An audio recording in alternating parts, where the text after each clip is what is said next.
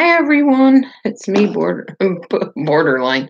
It's me, Delusion Dispeller. Sorry about that. Somebody will be like, "Yeah, you're borderline, all right." That's all right. Call me what you will. It doesn't matter to me. Anyhow, I am going to talk to you tonight about borderline personality disorder. I'm not liking the way this looks at all with this goofy door in the background, but it's better than seeing my sheets hanging there, I guess. And this is kind of crooked, I know. Hey, Lily. I've been reading a lot of comments since this morning and just decided to pull the video off completely because it's really not what I want to be known for. But I had something to say and I said it, and it's good. I'm good with it now. But now I want to get into a different line of thinking here. I decided that I do better when I have a specific topic in mind. I stay more focused and it just works better that way. So that's what I'm going to do. I do need to let my moderator know that I'm on here. So I don't know if she got the message or not that I'm here. Yeah, I heard that the Watts mistress came forward. Let me just leave her a message.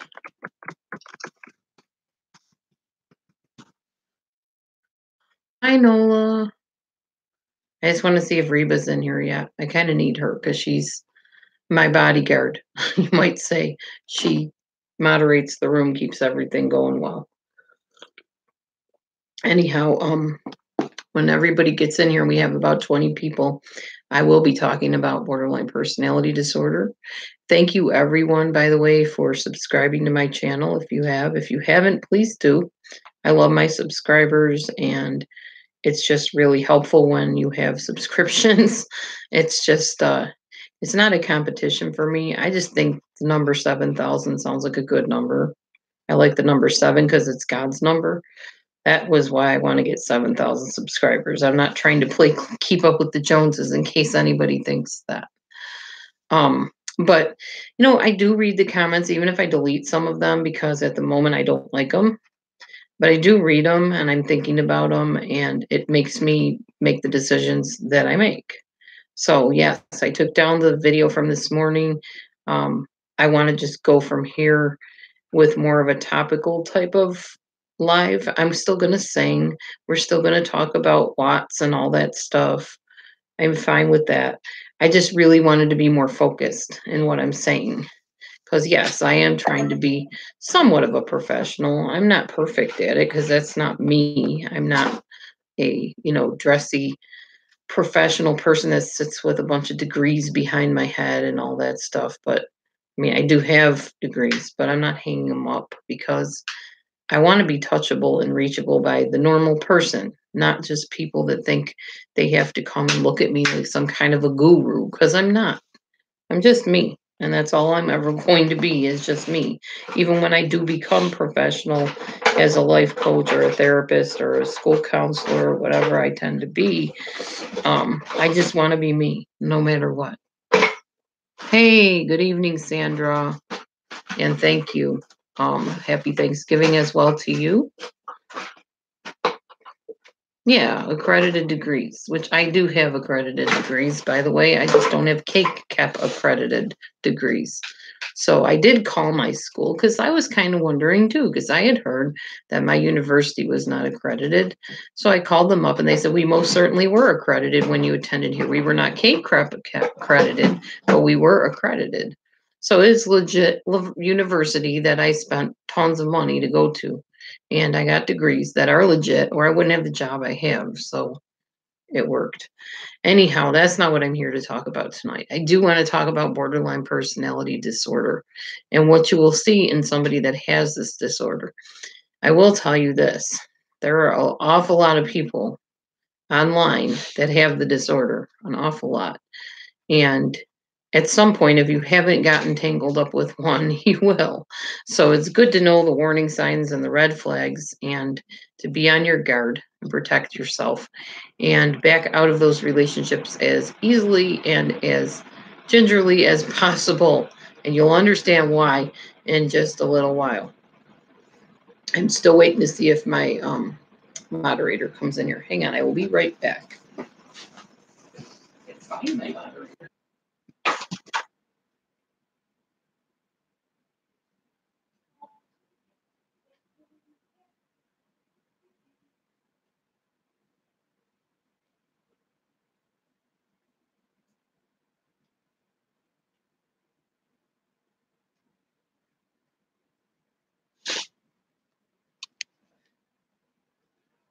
All right, hang on. Letting her know to get on live.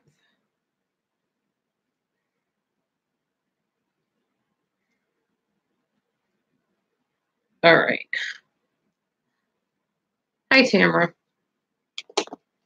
Okay, so yes, I have heard that the mistress has come forth and started speaking. She actually was discovered a while ago when the whole case unfolded.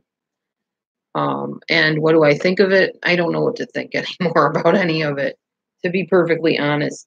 I've also seen Chris Watts's mom speak, and I'm not even sure what I think of that. She does the same smiling during serious things like Chris did when he was confronted about the murders. So it's hard to know who to trust anymore, you know? It really is. As the case unfolds, it's just getting more and more complicated to try to figure out who done what. So I'm not even going to try anymore. It's not worth it. I'll just give my opinions and the chips will fall where they may, right? Anyhow, oh, we have over 20 people in here. And as I said earlier, I'm going to start talking about borderline personality disorder. I am waiting till Reba gets in here at some point. Hopefully she got the message that I just sent her. I think it's important to talk about this topic because, as I said, there's a lot of people online that have this problem, and it's not an easy problem to deal with, especially if you're on the receiving end of it. I'm sure it's not easy for the person that has it either because they drive so many people away and destroy relationships and sabotage relationships. So they can't have stable ones, unfortunately, not too easily, anyways. Yeah, I know, Susan. That's why I said I really don't know what to think, anyways, about the whole thing. I don't know if there's shady stuff going on behind the scenes, and I'm sure there is. Anytime you're dealing with the court system, there's stuff more to that than meets the eye because they are so secretive about stuff like that. They don't let people talk about it a lot. And like I said, if I go into jury duty, I won't be able to talk about any of that stuff. So I'm going to have to be careful. You know, I won't be able to be online most likely during that week. I won't be able to give any information about that. And I plan on obeying that because I obviously don't want any trouble legally. But I've never been on jury duty before, and I don't even know if they'll choose me for it, but I agreed to do it. So we'll see what happens. Should be interesting. Anyhow, really wondering where Love Dogs is. Where is Reba? If she got my message or not. I know she's been waiting for the live show, so she should be here soon. Her and Shanann Watts look a little too alike. Yeah, they kind of resembled each other. I don't know if... Right, Susan, I figured that. Hi, G. Marie. Anyhow, I don't remember what I was going to say. Sorry. I'm sure she will show up eventually. Hopefully before the riffraff decides to. I'm really not going to be entertaining any of that goofiness tonight. Okay, everybody can hear me, right? Can y'all hear me? Do you have sound? Just checking before I continue rambling.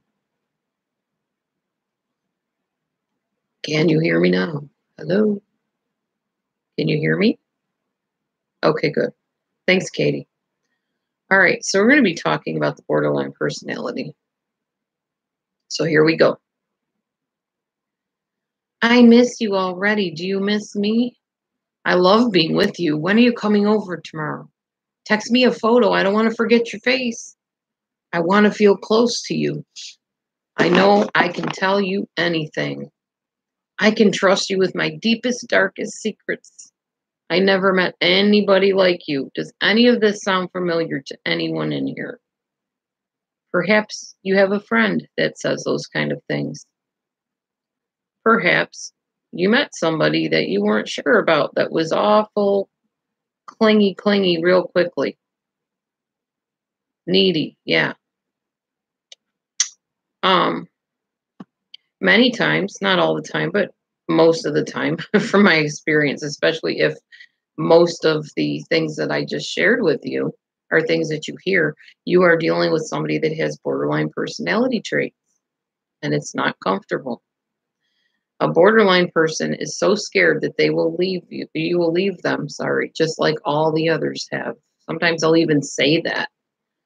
If they become angry, then you become just like all the others. What I mean by that is, if you do something that makes them angry, that's what they'll say to you. You're just like everybody else. You're just like everyone that betrayed me. That's a borderline statement. So if you've heard that, chances are pretty high that you're dealing with someone with the disorder, or at least traits of it. People with borderline personality disorder want attention, want friends. They're not evil people. They never learned how to express their needs, and their needs were most likely neglected. They want to be normal, but they don't know how to be. They are genuinely struggling, but this does not give them an excuse to victimize people. Gotcha, G. Marie, and I'm glad you're in recovery. That's awesome. Good, then you have a lot you can share with us. You can tell us what it's like to be in your shoes and be behind, your eyes, what it's like to be the person with the disorder. Because I don't want this to come off as I'm attacking anybody. But I will say I have dealt with a lot of very sinister borderline people. There are borderlines that just really hate the fact that they're that way and are getting help for it. And there's other people that just don't get the help and they just victimize everybody they're around. And there is a difference. Believe me, I've met people that have borderline that were getting treated for it and also those that weren't. And I prefer the ones that are in treatment. So, yeah, exactly, Liardi. That's what I'm talking about tonight. Um, they want to be normal. They don't know how to be normal. They're genuinely struggling, but it doesn't give them the right to victimize people, like I said. And you need to set boundaries with people that have the disorder because they're not going to set boundaries. They don't understand what that's all about. In fact, they see a boundary as a bad thing, not a good thing. Um, as adults, a borderline personality person does not know how to attain friends or close, healthy relationships. They are psychologically and emotionally erratic. They don't make sense. Their emotions are all over the place a lot of times. It's kind of an I hate you, don't leave me scenario. If you've ever seen Fatal Attraction, some people say that the lady on there was borderline and she would just go off on this guy that she supposedly loved and then turn around when he's like, I've had enough of this, I'm done, and say, wait, don't leave me, I'm sorry, I won't do it again, that kind of thing. How do they get BPD? Very good question, Cheryl. Most of the times it is from really severe trauma and feeling very alone and isolated and feeling like they can't count on people, similar to the narcissistic personality. Although there is a difference between the narcissistic personality and the borderline. Narcissists want narcissistic supply. They want people to praise them and adore them and admire them. Borderlines want acceptance. They just don't want to be alone. So they don't have sinister motives like a narcissist would have. Narcissists just want to be the center of everybody's world.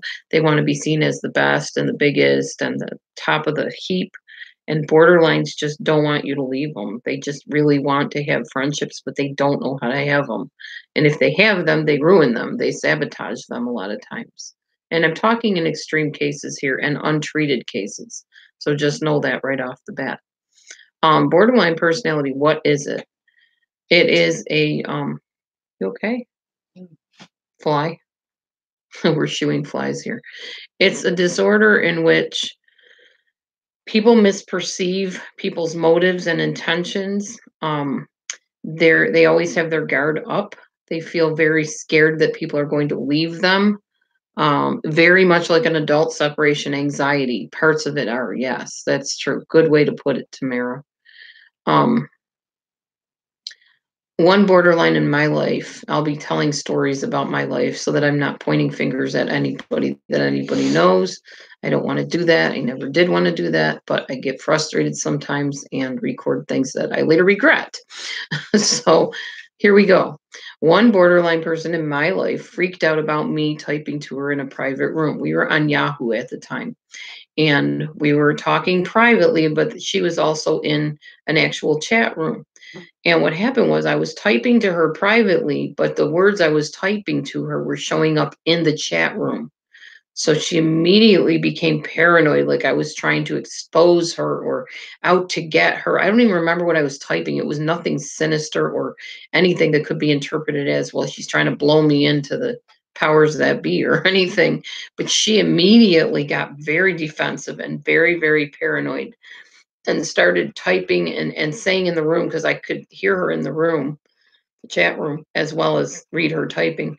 Why are you doing this to me? How could you do this? How could you expose me? How could you? She just went ballistic. And I was like, what? What is she talking about? And I kept telling her, I'm not exposing you. I'm just typing. I don't know. I'm not typing into the room. I'm just typing privately to you. Because I didn't even realize it was showing up in the room because it wasn't on my end. So she went and talked to the owner of the chat room. And they said, oh, yeah, we have a glitch in the system right now. People are talking in private and it sometimes is coming up in the room. So, being the typical person with borderline that she was, called me up and poured her heart out. And I am so, so, so terribly sorry. I never meant to hurt you. I never meant to accuse you. And just went on and on. And I'm sitting there thinking, it's okay. It's okay. It's not a big deal. But oh my gosh, you would have thought God was going to send fire down from heaven because she made this mistake and thought I was against her. And I didn't feel that way at all. And I felt like she's really exaggerating everything and being very overly dramatic. And it didn't make any sense to me. So I just kind of comforted her as the best as I could. And it was very odd and very, very distorted. So, um, oh, wow. I understand, Jean Marie. That's awful. I'm so sorry. I am so sorry that happened to you. That's terrible. Understandable why you have the disorder then. I think almost anybody would have that. And a lot of times, the people that don't develop disorders just tend to have a stronger resilience to things. They bounce back faster. Everybody doesn't bounce back the same way. Some people just really internalize things and it hurts them very deeply, especially empaths. They really have a hard time with that kind of stuff. Whereas another kid could go through it and just really determine, wow, when I get older, I'm not going to be that way. I'm going to grow up and help other people. And for some reason, it doesn't affect them so deeply. I know that my dad, not being in my brothers in my life, affected my brother way worse than it affected me. And I'm friends with my dad now. My brother really doesn't even bother with him. So, everybody processes things differently and things affect people in different ways and to different measures. So that figures into it as well. Um, let's see.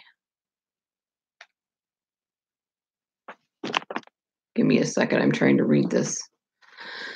Okay. People with borderline. That's true, Tamara. People with borderline need to have you with them all the time. They want you super close. They want you to be their best friend. They don't want you to ever go and do something. I'm talking extreme cases again. They don't want you to do something without them. Um, my daughter dated a borderline guy back in the day. And I also had a brother that dated a borderline girl. And they blew up their phones. I mean, they just called them and called them and called them all the time. Oh, I'm sorry, Tamara. That's terrible. I was going to talk about that later too, about the suicidal tendencies. That's another really common thing with this disorder. Um, so they will blow up your phone and call you zillion times a day just because they have to have that contact with you. And they will absolutely freak out if you pull away from them or try to set a boundary on your time. They have to be the center of your world at all times, or they feel really like you're abandoning them, like you're rejecting them. And oh gosh, Tamara, I am so sorry. Oh my Lord. That's terrible. Thank you for telling us that, though. It takes a lot of courage to admit that and to, share that with people that you don't know. I appreciate your candidness with that and your openness and trust. God bless that man.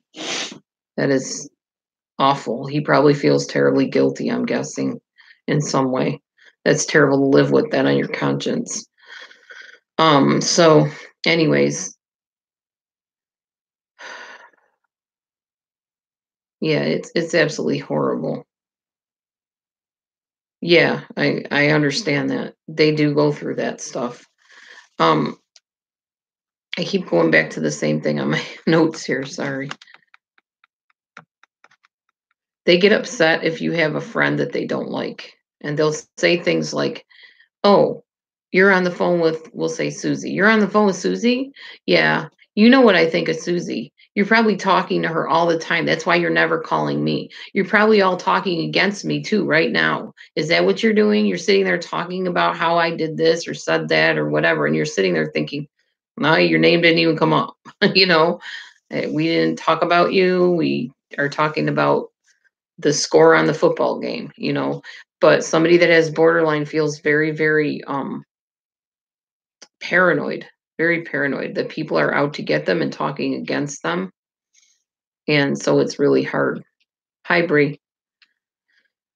People with borderline often feel like the world owes them. Even if they're mean to people, they don't understand why people are pulling away. They'll feel like, how dare they not want to be my friend? Well, the person with BPD just may have stabbed you in the back as soon as you turn around, but they can't understand why you don't want to be close anymore if you ever were, or why you don't want to get close if you weren't yet. No, you have no friends. Yeah, I'm sorry about that. Maybe, or maybe it's good to sometimes not have friends if all the friends you're going to have are going to be mean and not treat you right. I honestly think that there can be a crossover between any disorders, Tamara. There's something called comorbid diagnosis where you can be diagnosed with more than one disorder. So I wouldn't doubt it because, like I said, people with borderline also often have paranoia, which is also part of schizophrenia, but it may be two different things or it might be a crossover of traits. I'm not honestly sure. I would have to look all that up. I'm not sure for sure on that. Um, they will sometimes claim that you made all these promises that you didn't keep to them when you never really made any promises to them. Yeah, we're talking about borderline personality disorder right now.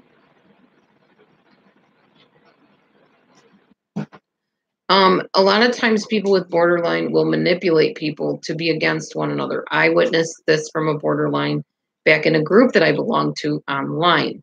We would have maybe 4 or 5 people in this group. We had kind of a Bible study type thing, and everything was fine.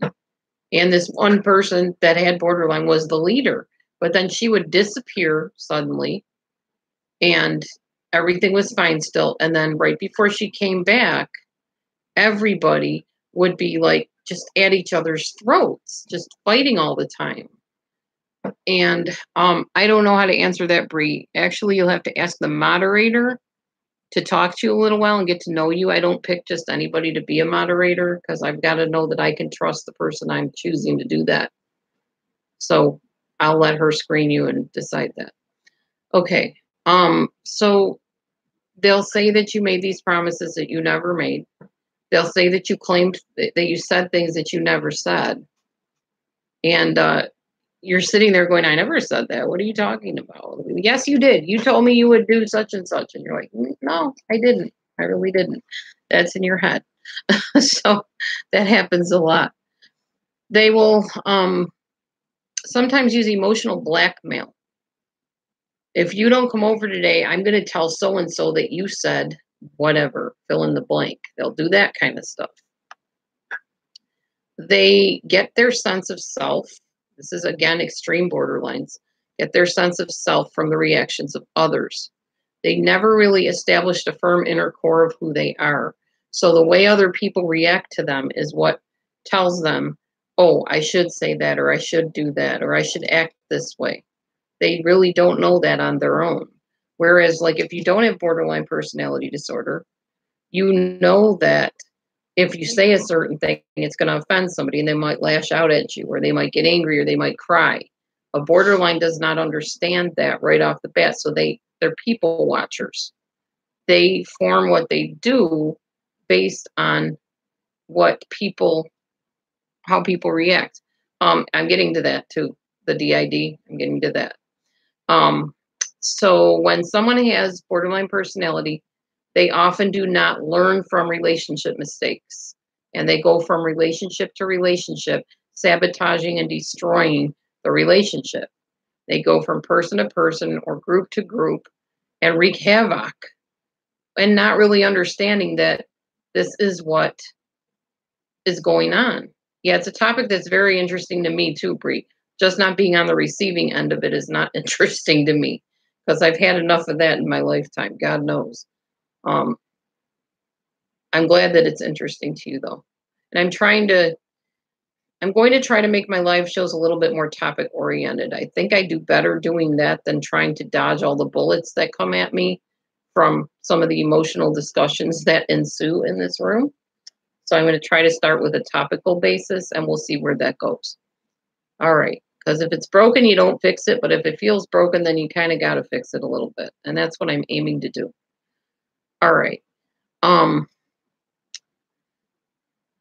I was trying to tell you about that friend that was borderline and people would turn against each other. And then as time went on, I started doing a little bit of investigating because I'm a little bit of a private eye type of personality. And codependent is not the same. No. Codependent is the need to take care of somebody at the expense of yourself. Although codependency can be part of a borderline's life, but their need to take care of somebody is so that that somebody will not leave them.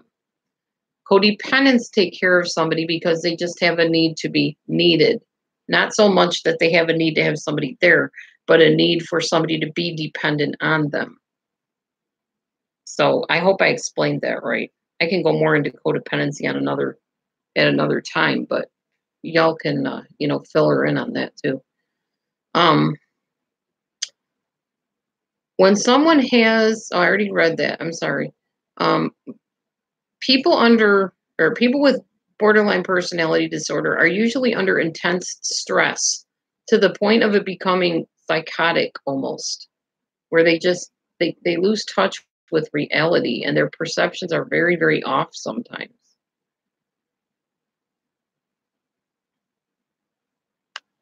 Oh, no problem, Tamara. Yeah, it's not exactly the same thing for sure. And I had a problem with codependency in the past too. The problem was I would get tangled up with people that had borderline and narcissism. And they really prey on people more the narcissists do, not so much the borderlines.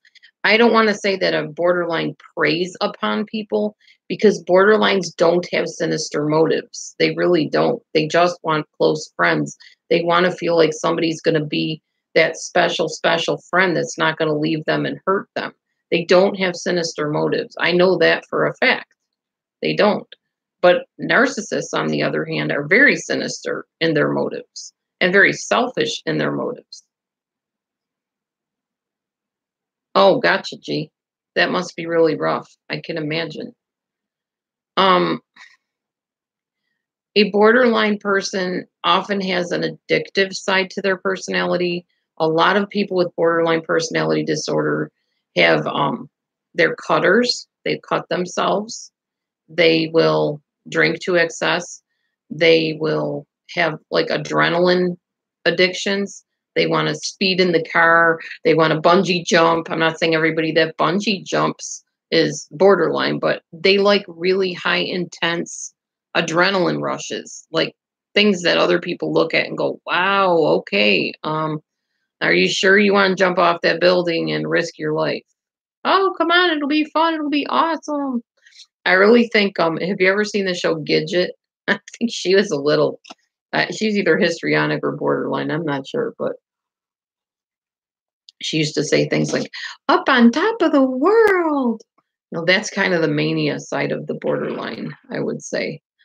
Um, yeah, risky affairs, that's the other thing. I was going to talk about that next. They can be very sexually seductive people, very seductive. Then they try to lure people and woo people and stuff like that.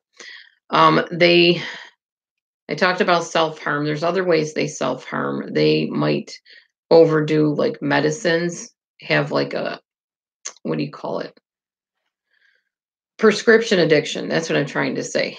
They may have a prescription addiction. You're 13? Okay. I'm sorry. I don't mean to offend you if you're 13 at all. Okay, so oh, cool. Thank you for retracting that. I appreciate that. I don't want to get in trouble. I'm not trying to get in any trouble here. Just trying to talk about a disorder. Yeah, I know, but I got to be careful what I say too, because I'm not trying to get in any trouble with the powers that be, which we won't get into. Anyhow, it's dangerous to be in a situation with somebody that has this disorder, especially when they're angry. This I definitely experienced firsthand. If you are in a car with somebody that has this disorder and they are ticked off, be prepared for the wildest ride of your life. They will pound on that gas and you will go flying. Make sure you have your seatbelt on. My one of my former relationships, the guy would get upset with me. And if we were in the car, oh God bless us, we would be zooming down the street at 100 something miles an hour. And I thought I was gonna die. Seriously. I really thought I was gonna die. Yeah, you don't wanna be in the car with them when they're upset with you. That's a bad place to be. You could become a hood ornament really quickly. People with borderline have very unstable self images. We talked about that a little bit already. They overreact to things and they like to punish people for hurting them. And they'll do that a number of different ways. Online, they'll go into rooms and badmouth you to your face. They will threaten you. I'm going to kill myself. If you leave me, I'm going to kill myself. I mean it. I'm going to commit suicide, or I'm going to go and quit my job, or anything to get a reaction out of you that you're going to stay. Oh, please don't. Please don't. It's okay. We'll talk about it. We'll work it out. That's typical of borderline personalities. Being close to people with this disorder can result in you sometimes developing similar traits, which is why you must avoid or distance yourself from an untreated person with this disorder. Oh, wow, gee, interesting. Clingy and like leeches are the way a lot of people describe people that have this intense borderline personality that is not treated. You feel like the life and energy is being sucked out of you by people that have the disorder. Aw, I'm glad, Tamara. Thank you for telling me that. That's why I do what I do. Dissociation. Here we go. Here's the DID thing we were talking about earlier that I said I would get to. Dissociation is often part of this personality disorder due to the pain in relationships that don't work out or that they sabotage. So they will dissociate. They will literally zone out and not quite be all there with you. And you will know this because it's kind of like the silent treatment. Although they don't do it to be mean, they just can't cope with things. So their brain takes a vacation somewhere and they lose time a lot of times. They don't remember what they were just doing or what they were doing an hour ago. They just sort of zone out and then they come back.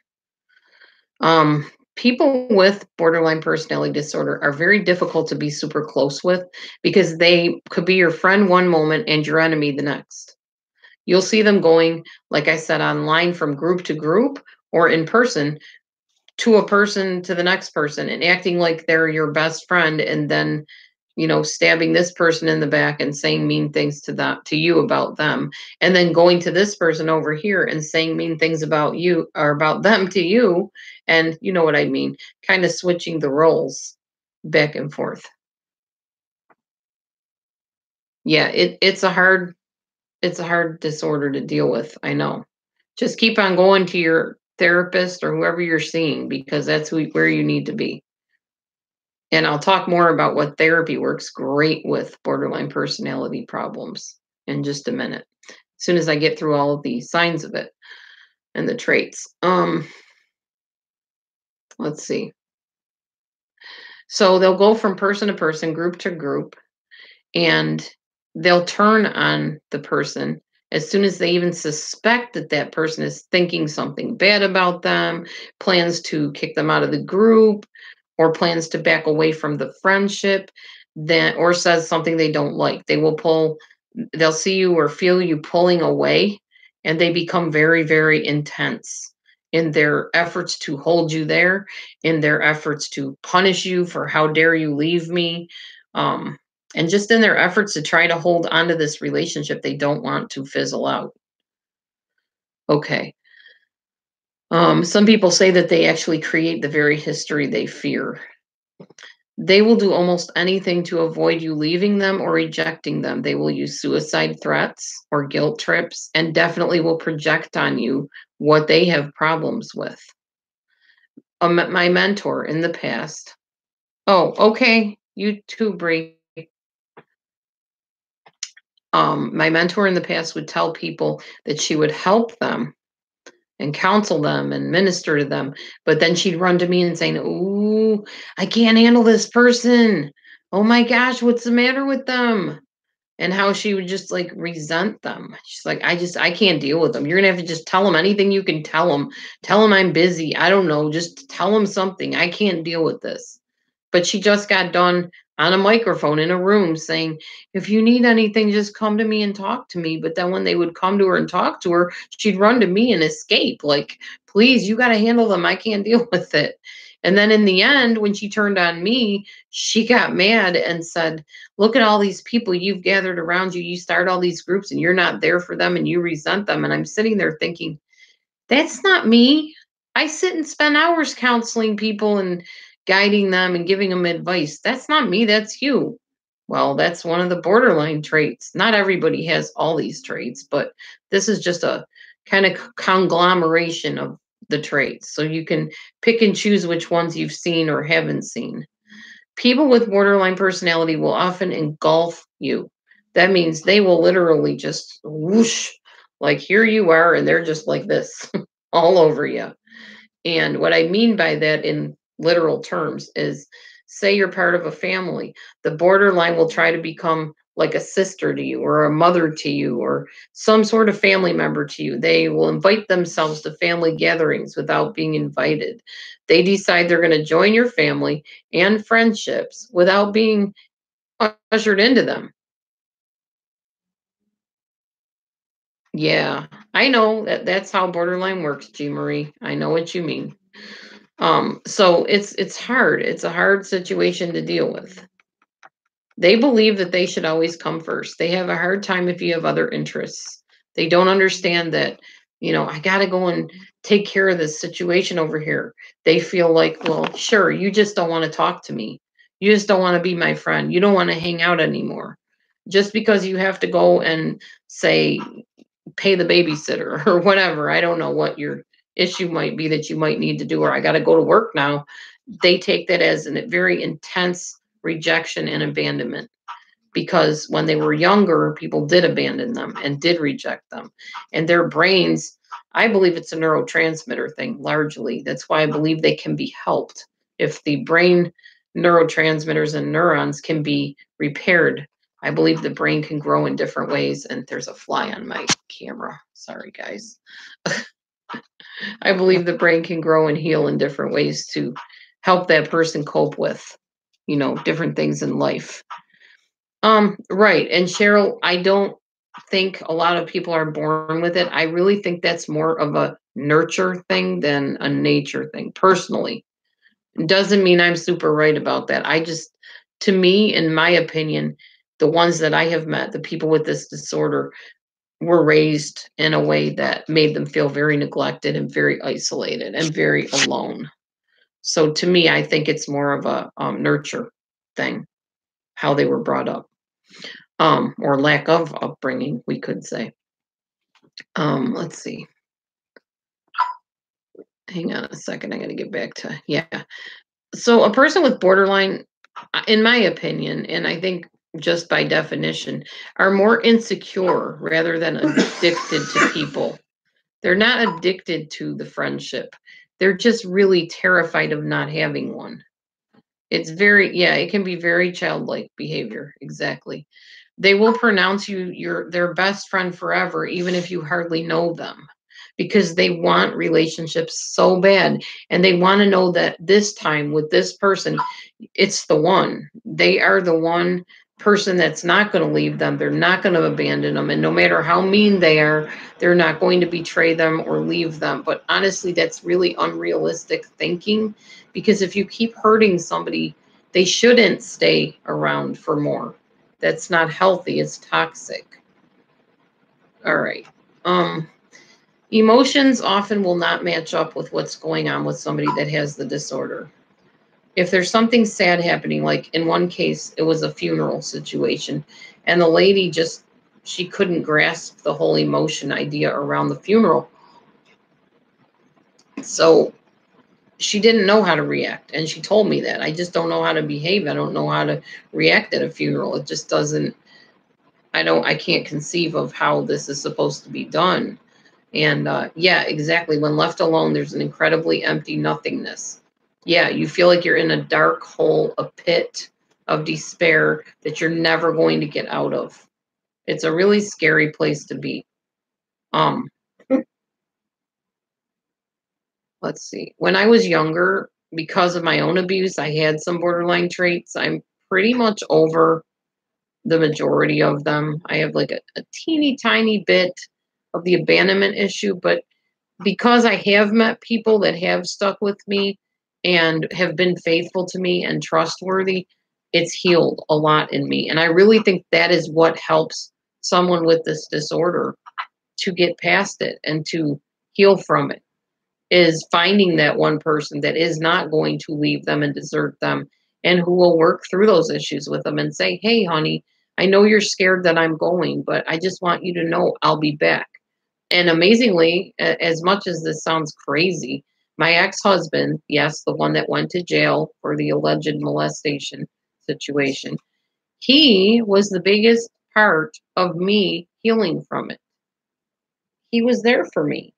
And yeah, he'd go out drinking with his band members and stuff, but I told him right off the bat, when you leave, I feel like you're never coming back again. I feel like I've lost you forever. I feel like I'm going to forget what you look like. And he didn't make fun of me. He didn't say, oh my gosh, that's ridiculous. Nothing like that. He just said, okay, well, I want you to know that I always will come back. Always. There's never going to be a time that you have to worry about me not coming back. And he always did. So it's not just the reassurance in words. Somebody with this disorder needs to see that that's the truth and that the person does come back. So if they can find somebody that's true to their word and will not betray them, a true kintrove, I'm not sure what that is. Okay. Then that will help them immensely. A borderline person, or a person with, I don't like saying a borderline person, a person with borderline personality traits, extreme ones, will often paint a person black or white. You're either all good or you're all bad. You're all black, you're all white. What do I mean by this? When they are in the phase of trying to get you into a relationship with them, they will see you as the best friend, the most wonderful person they ever met. Or once they meet you, they just think, where were you all my life? You are exactly what I need. I've never met anybody like you. I can tell you anything. Hold on, my kitty wants in and it's cold out there. Hey, buddy boy. Hey, boy. Stay in here now. It's cold out, guy. It's not summer. I told you that last night. It's cold. Yeah, I know. It's freezing out there. All right. So it's all good, all evil, all black, all white, all right, all wrong. A true introvert doesn't have to worry about being a borderline? Mm, yeah. G. Marie, maybe you can explain a little bit more what splitting is. And when I'm done talking, I'm going to kind of watch the comments and reply to them if I can. Yeah, obsessed. That's a good way to put it. Me too. And it wasn't just boyfriends, it was the favorite teacher or the favorite priest or the favorite pastor. It didn't matter who it was, the favorite mentor, the spiritual leader. There always had to be just this one favorite, special, the best person on earth. And I would pour everything I was into that person. I would write them letters telling them how I adored them and how they were like God's gift to me and whatever. And it being on the receiving end of that is very uncomfortable because after I got done with dealing with all my issues, years later, people did it to me, where people would latch on to me. And I was like, oh my gosh, if this is what I did to this poor person, God help me. Because it's so uncomfortable and it's so intense. And nobody can be your everything. And it's not fair to expect somebody to be your everything. It's not healthy. It's not fair. It's not right. And it doesn't work, basically. Um, Hang on a second. I'm trying to find my place on my notes. So they'll paint you to be this beautiful, wonderful person that they never thought they'd ever have the pleasure of meeting. And I'm so glad I met you. And I can just tell you everything. I just know that you have, the best answers for me and that you always believe the best about me and you're in my corner and you got my back and etc.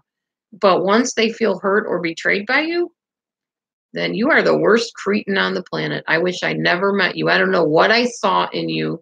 You are just evil. You're just so wrong for me. We're wrong for each other. And they'll go to people and warn them about you.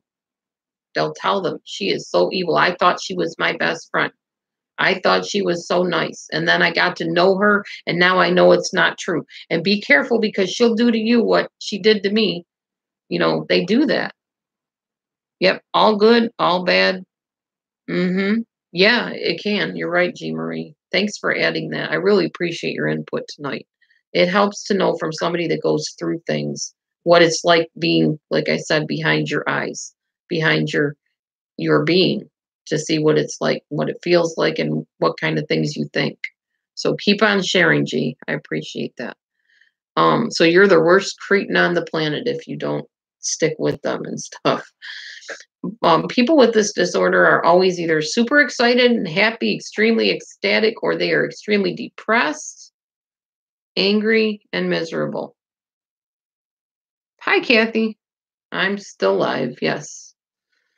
So you'll see somebody with the disorder just really up on top of the world. Yes. Oh, yes, Deborah Parisi. Yes. Very good point. Jodi Arias is a hugely good example of borderline gone overboard. She really is.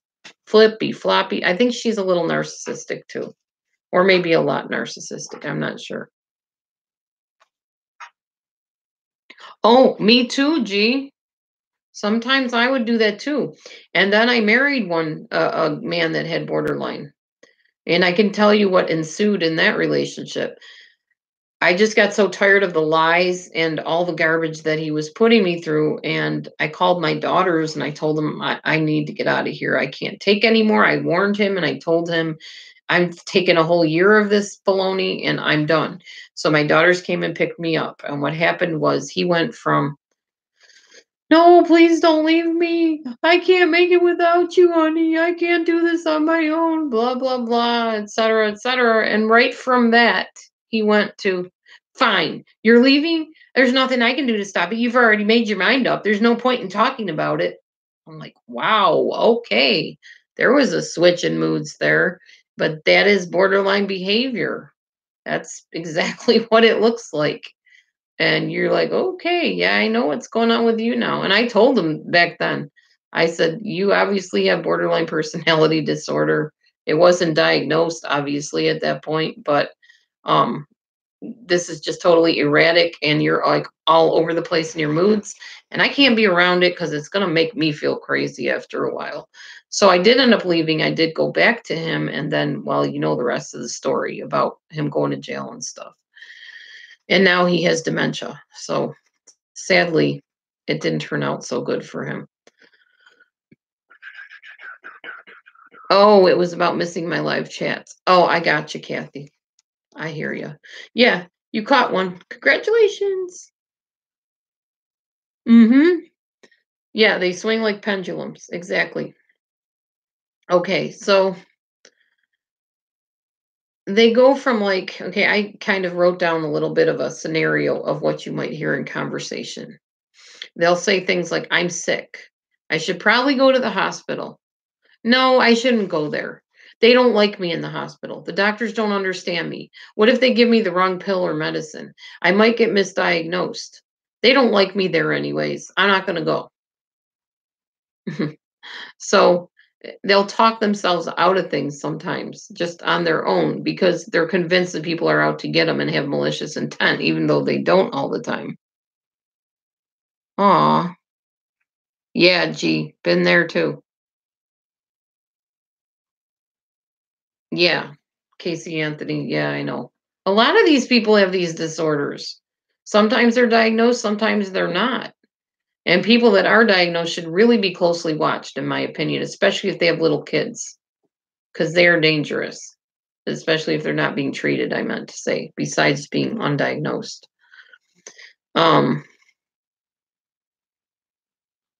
If anyone ever tells you, they adore you and can't live without you, if you lose your voice and you can't talk on the phone to them, a borderline person will flip out. Or if you find a new friend, it will cause the borderline person to become insanely jealous or feel left out and insecure and angry. Or you might die, which will trigger their fear of abandonment. That's why it's so hard to stay close to somebody that has this disorder untreated. They need help, they need the treatment.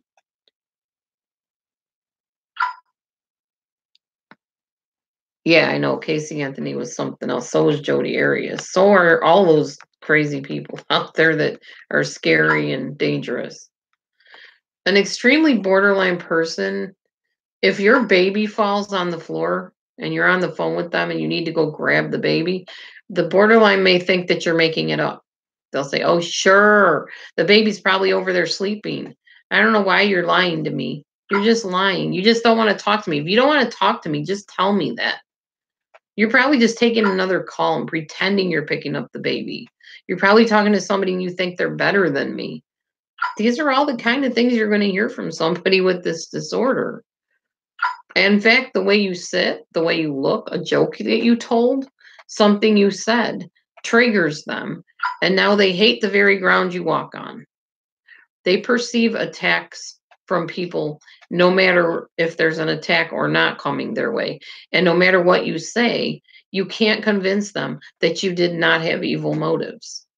One of the best therapies for this, here we go, is DBT, dialectic behavioral therapy, DBT. Originally, the therapy was called cognitive behavioral therapy that they used with people that have borderline. And cognitive works great with a lot of disorders. The problem is with the borderline personality, they have a really hard time trusting. They have a really big fear of abandonment, and they don't like somebody telling them something is going on that they need to change because they can't handle being told something's wrong with them if they're not being treated. They really believe people are out to get them. They really believe people don't want to be their friend. They don't see the fact that they are actually sabotaging the relationship. So, Marsha Linehan developed dialectic behavioral therapy because it was a less invasive, I guess, or maybe less confrontive way of handling somebody with borderline personality disorder. And I'll get more into DBT probably on another live chat. So I won't go into it now. But in In the regular cognitive behavioral therapy, people with borderline often had trouble sticking to the program, or they would turn on the therapist, which obviously sabotaged that relationship of the therapist versus the patient, or not versus, but the therapist with the patient. So it made it really hard to help them because the borderline would freak out on the therapist and say, I don't think you want to help me. I think you just want the money. You're just abusing me. And they just like make up all kinds of outlandish things that they perceived were happening, but they weren't. So DBT came along and it was easier to handle that. DBT involves group therapy, but also individual therapy. So it combines the two therapies to, oh, cool. Oh, gotcha, G. Did it help you? To me, it looks like it would be very beneficial, and I would love to learn DBT. I just don't know anybody that would teach it to me. Hi, Pumpkin. Welcome back. So somebody with borderline personality exaggerates what's happened to them or happening to them in the past and in the present, and they rarely see hope for their future. They dramatize a lot of things, usually everything if they're not treated. If they get a sliver, it is the end of the world as they know it. And they might die from the bleeding that came from that little tiny sliver. They just see everything as so intense and so large compared to the neurotypical people that don't have the disorder. Yeah, I understand, G. Um, they're always going through much worse than you ever did. There's almost a competitiveness sometimes. They often tend to play the martyr. She's abusing me. She deserted me. She was a terrible person. She destroyed my life. They don't understand me. They don't get me. They mistreated me. These are all things you will hear from somebody that's extremely untreated borderline. Borderlines feel like goodbye means absolutely forever. They perceive that someone leaving them is as if the person disappeared and will never be back. They disintegrate. They no longer exist. Oh, good, G. Marie. Another DBT program or something else that they are working with you with? That's all I have on borderline personality disorder. That kind of gives you a little bit of an overview of what to expect with somebody that has borderline. Now, as I said, it happens online, it happens offline. It's usually with people that feel like they were your bestest friend, and yet you never really knew them that well, and then you pull away and they freak out all over you and tell everybody what a terrible person you are. That happens regularly online and has happened many, many, many times for me, to me, I mean. So it's rough. Yeah, the untreated one. Yeah, they will suck the life out of you. They will drain you. And that's why when you meet one, and I'm talking about the untreated people that have it. Um, yeah, and they're not self-aware, then they automatically assume when you end the friendship, or if you didn't have a friendship, when you pull away and you're like, "Oh, I don't like where this is going. It's monopolizing too much of my time. This person's trying to imitate me a little too closely. They're trying to snuggle up to me, and I'm not comfortable with that. And just clingy, clingy, drainy, drainy. When you back away, they will flip out and they will tell everybody they know what a terrible person you are, because that's what they do. A lot of times people like this are very reclusive. They aren't people persons. That's why you find a lot of them on the internet, because they don't have to interact face to face with people. So it's scary. It's a scary world we live in, and they could be people you work with, and you have to just be, kind and just, I don't know, tolerant somewhat, but keep your guard up, because unless they're treated, they're pretty dangerous people and pretty draining, exhausting people to be around. Anyhow, that's all I wanted to say. In light of some of the stuff I've been going through online lately with this whole Chris Watts trial, I kind of feel like I've met some of these types of personalities. So I thought I would just simply come on here and explain a little bit of what I saw and why I've backed off a lot from dealing with certain people and certain situations. Because I won't get close to somebody that has this issue and they're not treated. It's dangerous. Oh, right. Gee, I know you're not. I can tell. I know the difference, believe me, from having dealt with them for so many years and been through stuff that I have with them. People that aren't treated. Anyhow, that's all I got. So we can talk about whatever you guys want to talk about. I can sing if you want me to sing. I do have my tablet all charged up here. I'm trying to enlarge my screen so that I can actually see the chat a little better because it's like really, really hard to see. And I was hoping I could make it bigger. So far, it's not happening. Oh, now that just made it smaller. I don't want to make it smaller. Now I can't see anything. Hopefully it'll right itself in a minute. See if it'll let me reset the screen. There we go. I think that reset a little bit. Oh, that's even better. Okay. So anyway, let's talk, or I can sing like I said. Whatever you want to do is cool. We can talk about Watts if you want to talk about Watts. It's all good.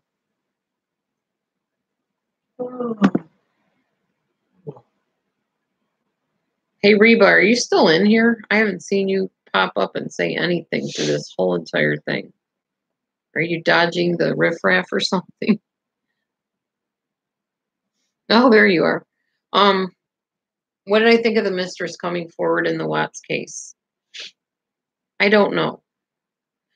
I part of me says, oh, interesting. I'm glad she's speaking up. And part of me says, what's in it for her? Yeah, the boss's daughter interview. That's what I'm talking about. I don't know what to think. I don't know what to think of any of it anymore. Honestly, I go so back and forth with everything that I just don't know what to think. First, I thought Chris did it all, and I made that video. You think she's a phony? You know, a lot of people think that. No, she was married too when she had the affair, so, or the alleged affair. I mean, can she get pregnant from having an affair with Chris? Is that going to be the next thing we find out? The mistress got pregnant with his kid? It's hard to know. She isn't married? I thought she was. I'm pretty sure she is. I read something about her being married to somebody. Yeah, I don't know, Alice. That's what I'm wondering. She's single. Okay. She's staying single. Okay. All right, I hear you. Okay. Well, I just don't know what to think about it. I don't know what to think about Chris Watts's mom. I do have something to say about the whole thing, though. I think looking at both sides of the parents, you can kind of tell why Shanann was the way she was and the way Chris was, why he is the way he was. The apple definitely did not fall far from the tree in either case. I will say that, definitely. Well, I'm not going to throw stones at the mistress because I had a shady past too that I'm not proud of. But it happens, especially when you're hurting and you long for love and you want a good relationship and you find somebody you think is the one. Yeah, it happens. That's true. We did not see her do an actual interview. Good point. I was thinking that earlier too. Yeah, I know, Pamela. You're right too. I don't know. I really don't know. Don't know what to say or think about the whole thing anymore. It's just too. There's always new stuff coming out. So how can you even know which direction to take this, honestly? I can go with facts. I can go with facts that Chris lied on his interview, or his interview when he was trying to supposedly get the girls to come home and Shanann to come home. That was all a lie. Then I could say Chris was possibly punked in court because that happens in court. Now, that's not a fact, but it's a possibility. I can say that Chris's mom had the same habit of smiling at things that I felt she should be crying for. But is that social awkwardness? Is it Asperger's? Is it narcissism? I don't know. It just seemed very odd to me. And I mentioned it to my husband, who said, Well, maybe she's just like nervous and she's laughing because she's nervous. It's possible. I don't know. I like his dad a lot, but if his mom happens to be a narcissist, then that probably means his dad is codependent or borderline. Most likely codependent would be my guess. That's kind of the perception I get. In other words, mom wore the pants and dad pretty much did whatever mom said. I know that type because there's somebody in my family, a very close relative, whose mom was exactly like that. She ran the show and the dad backed out of the picture.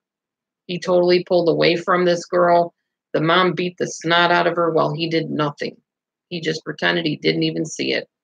A Child Called It, the mother in that book, was also the same way, very dominant, and the father was just, no power whatsoever, no control of anything, felt helpless, did not know how to exert any type of authority.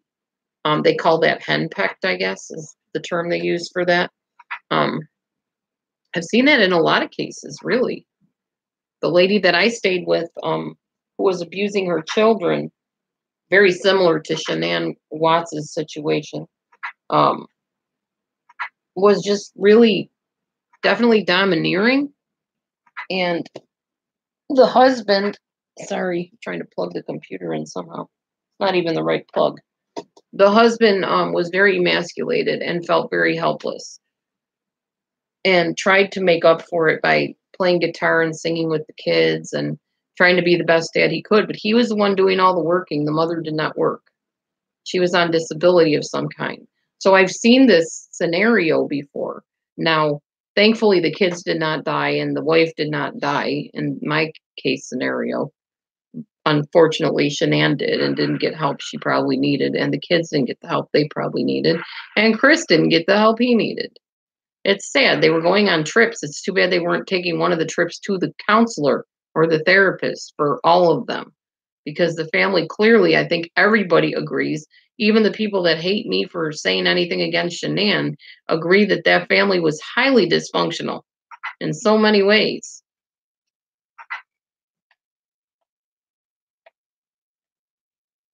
Yeah, I agree with her about fighting for the truth. I think everybody at this point wants to know some facts. We want to know what really went on.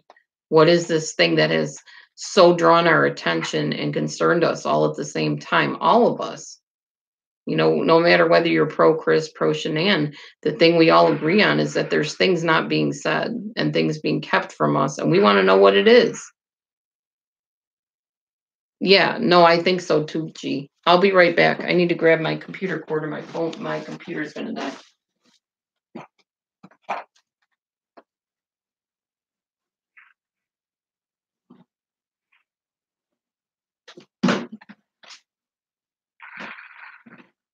Hi, kitty cat.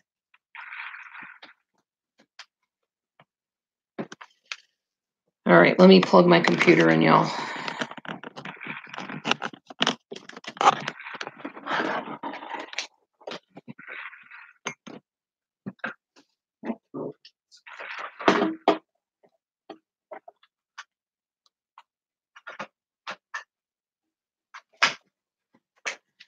All right.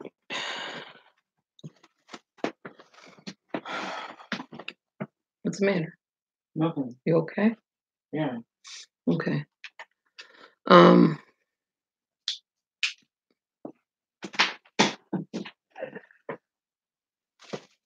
How did she know he killed all of them? How did who know she killed all of them? He killed all of them. The mistress or the mom?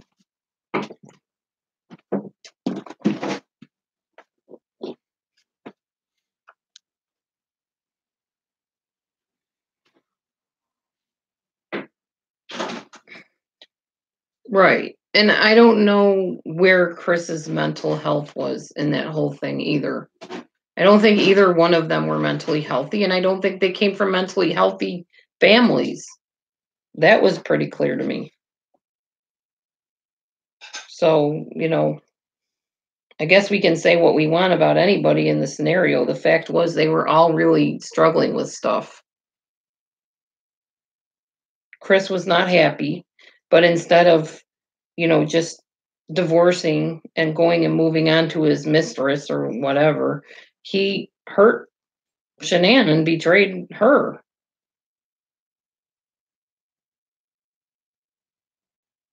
But then again, was Shanann really fair to him in the way she treated him? So it's kind of, yeah, the perfect storm. Exactly. There is no definite, answer to any of it, really. Other than if you know of anybody in that situation, try to help them out if you can.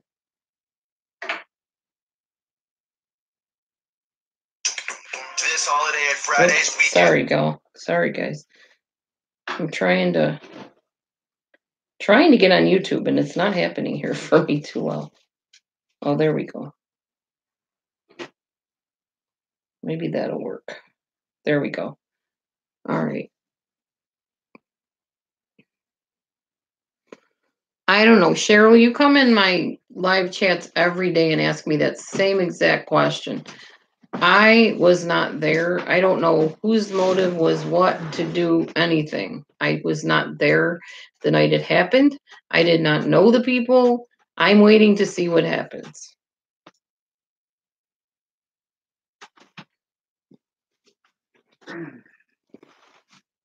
That's why I just prefer to sing a bunch of songs and talk about what I know. Bring on the autopsies, bring on the DNA, bring on all the proof. That's what I want too. And people say, well, if you find out Shanann didn't kill him and Chris killed them all, aren't you going to feel bad? No, I'm not, because hopefully then we can all put this to rest and move on to something else, and we'll have the answers we need, and everybody can rest in peace, and hopefully we'll be the wiser next time we hear of somebody that's having these struggles and step in and help them if we can. If they'll even receive the help. You can't force anybody, that's for sure. Oh yeah, money problems can cause a lot of instability. You're not kidding. Money is one of the main reasons people divorce and kill each other. So yeah, true that.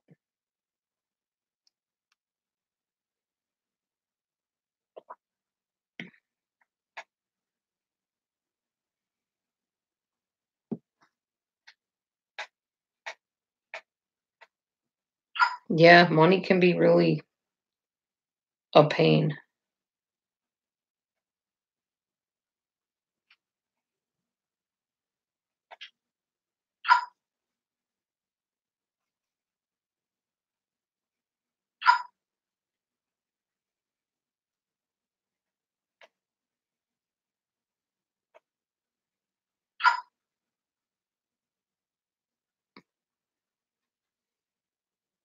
Mm-hmm. It's so much better without the girls here. Yeah. I know, I remember hearing about that one too.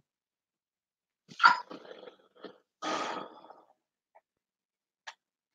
you frustrated with your game or me, honey?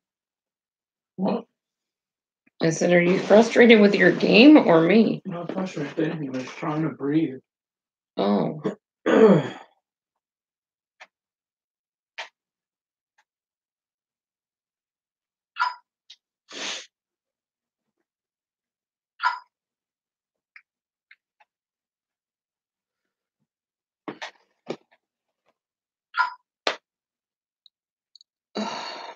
Okay, let's see.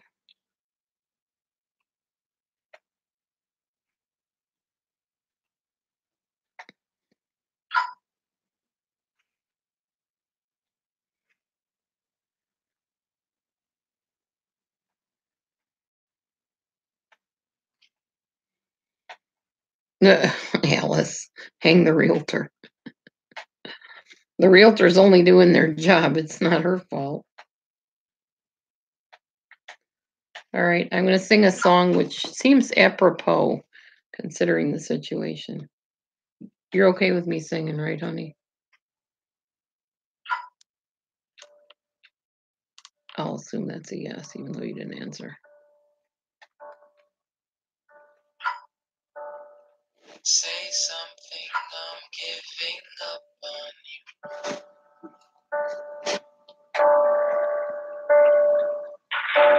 you. I'll be the one if you want me to.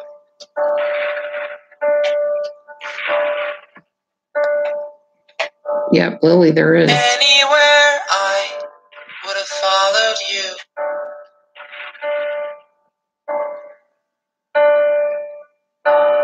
Say something, I'm giving up on you. And I'm feeling so small. It was over my head, nothing at all. And I will stumble and fall. I'm still learning to love, just starting to crawl.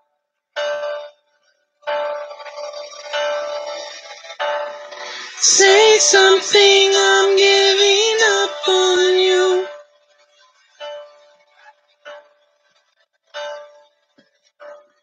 I'm sorry that I couldn't get to you.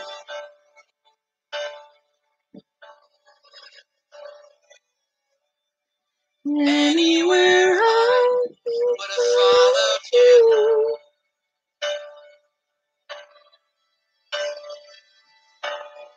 Say something, I'm giving up on you.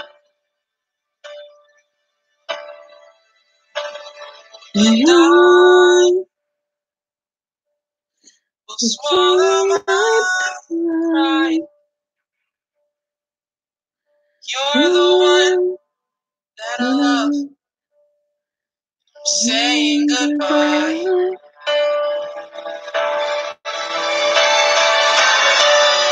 Say something, I'm giving up on you.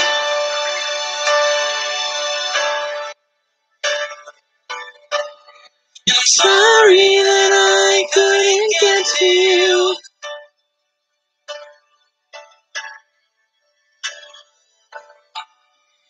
Anywhere I'll follow you. Oh, say something, I'm giving up on you.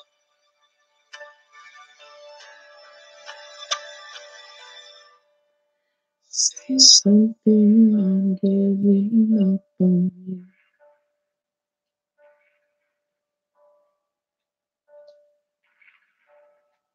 Say something.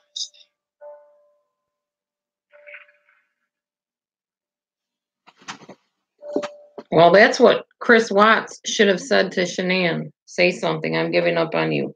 Not done whatever he did. Which I'm pretty sure I know what he did. You don't have to go. I just sang that one song. I'll sing something happy now. Got any requests tonight? I just like the harmony in that.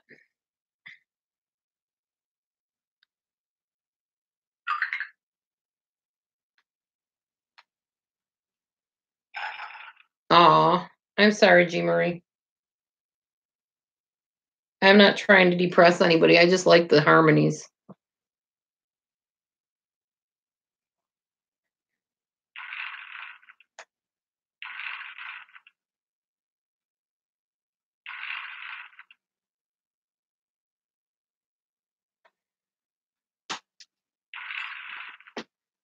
Adele. There's not many Adele songs I can sing. That's the problem.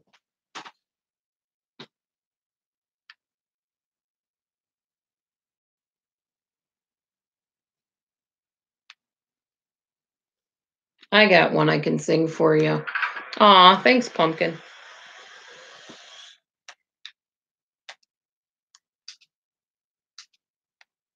Haven't sung this one in ages.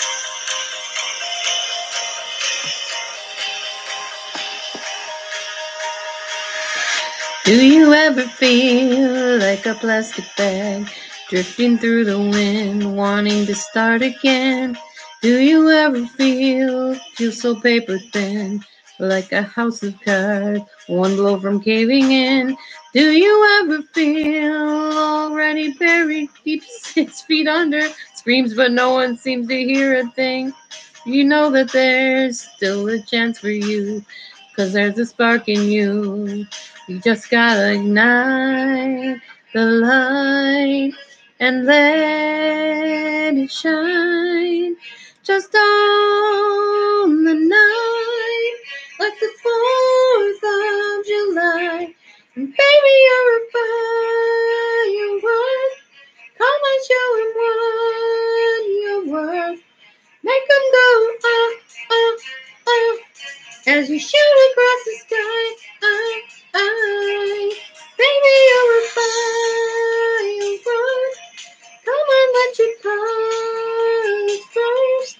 Make them go, oh, oh, oh. Gonna leave them all in, oh, oh, oh. Sorry, can't hit those notes very high. Like a wasted space, your original cannot be replaced. If you only knew what the future holds, after a hurricane comes a rainbow. Give you a reason why all the doors are closed, so you could open one that leads you to the perfect road. Like a lightning bolt, your heart will glow. When it's time, you'll know. You just gotta ignite the light and let it shine. Just on the night, like the 4th of July. And baby, you're a firework. Come on, show 'em what you want. Come go, oh, oh, oh, as you shoot across the sky. Baby, you're a firework. Come and let your colors burst. You can go, oh, oh, oh. Gonna leave them all in, oh, oh. Okay, we're not doing boom, boom, boom, higher than the moon, moon, moon. That's too much on my voice. I tried. We'll find something else to sing. Let's see what we can find. Too high. I think I need my throat cleansed, not my soul. Losing my voice.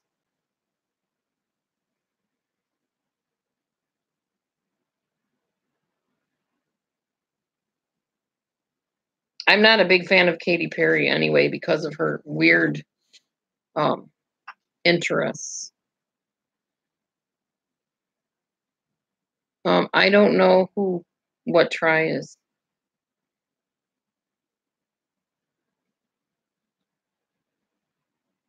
Oh, my throat.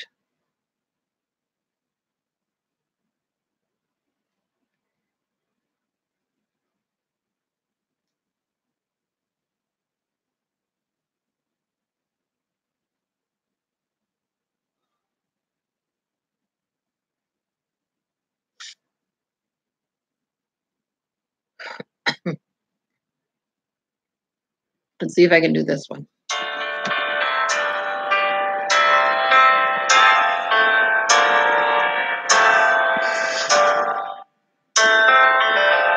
Right from the start, you were a thief, you stole my heart, and I, your willing victim. I let you see the parts of me that weren't all that pretty, and with every touch, you fixed them. Now you've been talking in your sleep, things you never say to me. Tell me that you've had enough of our love, our love. Just give me a reason, just a little bit's enough. Just a second, we're not broken, just bent. And we can learn to love again, it's in the stars. It's been written on the stars on our hearts. We're not broken, just bent. We can learn to love again. My husband's in my song. Sorry, I don't understand where all of this is coming from. I thought that we were fine. No, we had everything. Your head is running wild again. My dear, we still have everything. And it's all in your mind. Yeah, but this is happening. You've been having real bad dreams. Uh-oh, you used to look so close to me. Uh-oh, there's nothing more than empty sheets between our love, our love, our love, our love. Just give me a reason, just a little bit's enough. Just a second, we're not broken, just bent. We can learn to love again, it's never stopped. You're still written in the scars on my heart. You're not broken, just bent. We can learn to love again. Tear ducts and rust, I'll fix it for us. We're collecting dust, but our love's enough. You're holding it in, you're pouring a drink. No, nothing is as bad as it seems. We'll come clean. Just I can't tell where they go with this.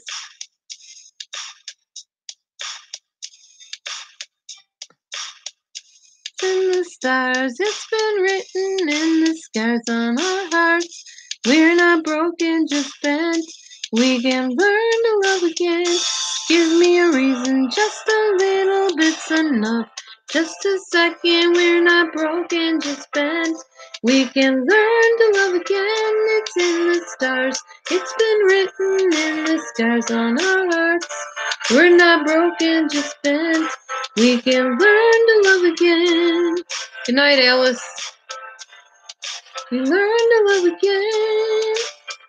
Oh, we learn to love again. Oh, we're not broken, just bent. We can learn to love again.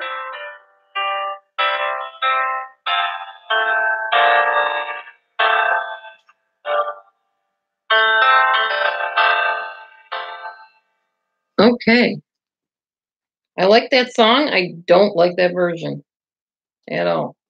I like it with the harmonies and stuff. But I had to sing a lower version of it because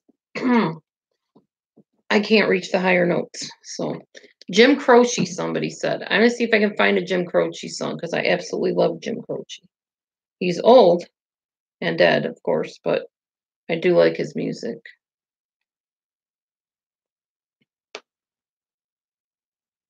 Don't know that one, Love Dogs, but thanks.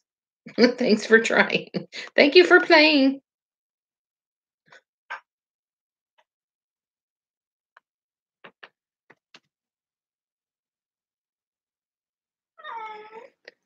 Oh, boy, you don't need to go out. It's too cold.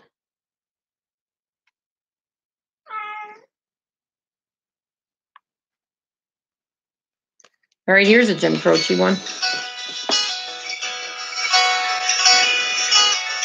Like the pine trees lining the winding road, I've got a name. I've got a name. Like the singing bird and the croaking toad, I've got a name. I've got a name. And I carry it with me like my daddy did, but I'm living the dream that he can't give. Moving me down the highway, rolling me down the highway, moving ahead so life won't pass me by.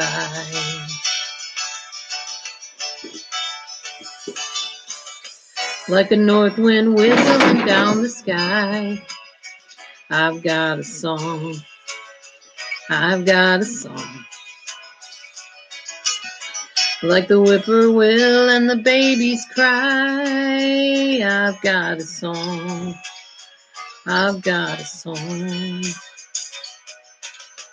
And I carry it with me and I sing it loud. If it gets me nowhere, I go there proud.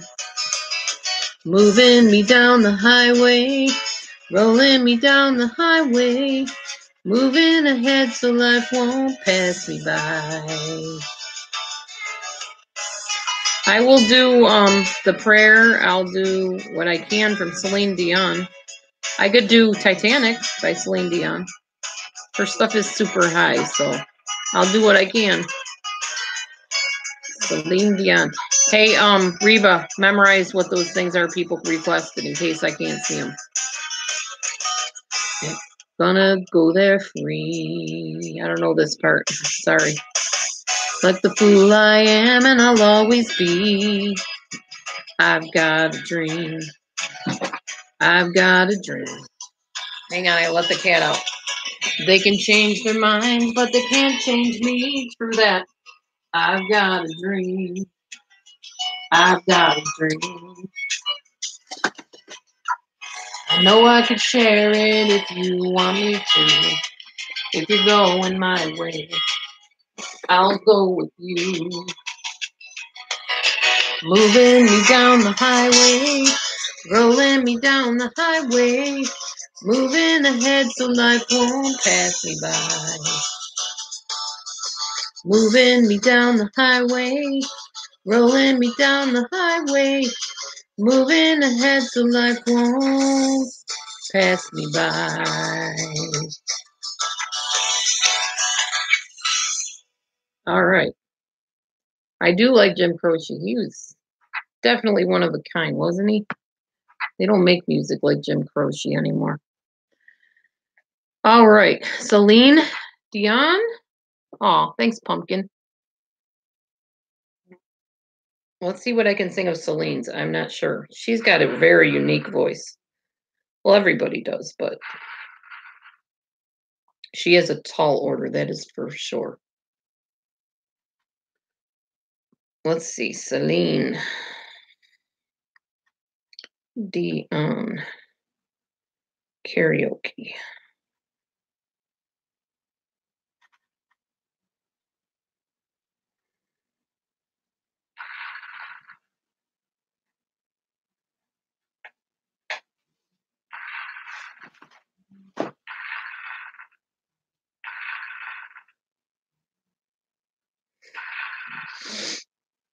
I wish I knew more songs for sure.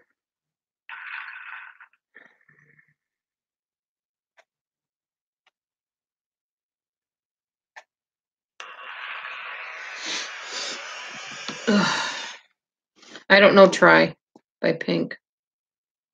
I don't know all the songs that y'all want me to sing, unfortunately.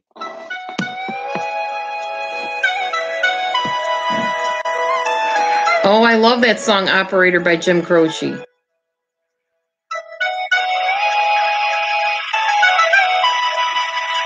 Hopefully this doesn't go up too high because I'll have a hard time with it.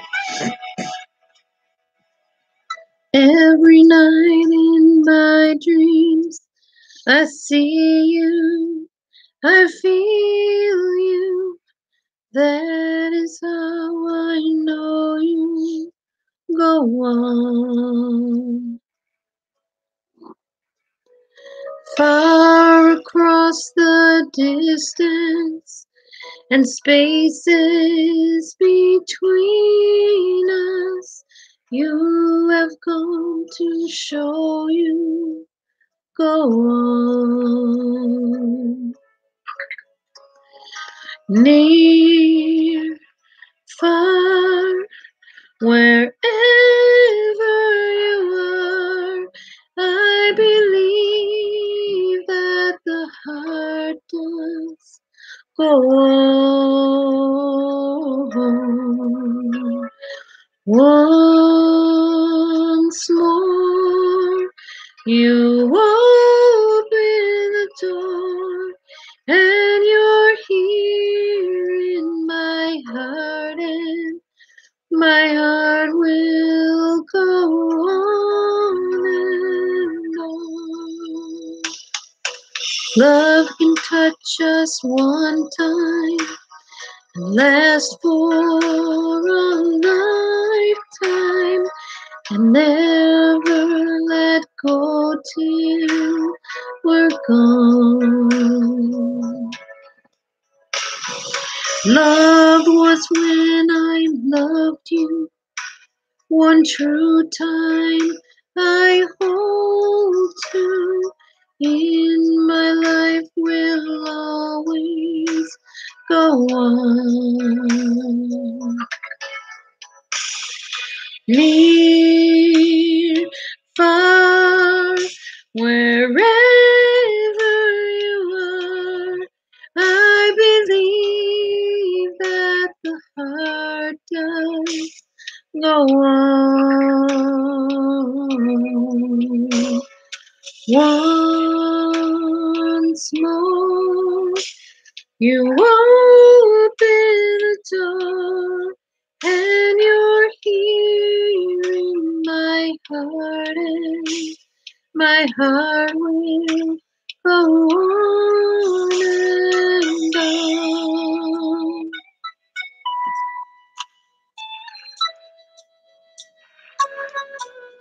Okay, I'm going to stop that there because I know it goes up super high and my voice is not going to go there right now.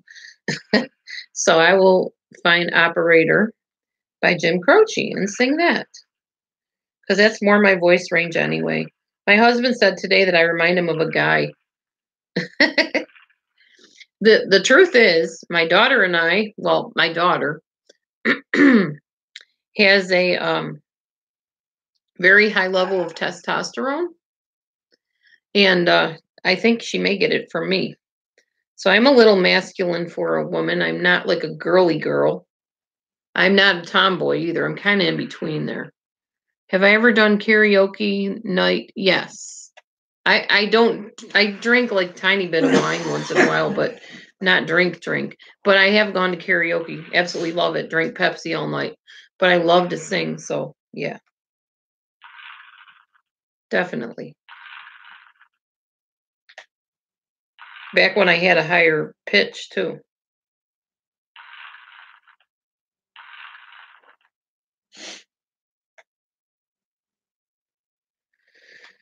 Let's see, karaoke by request. This song.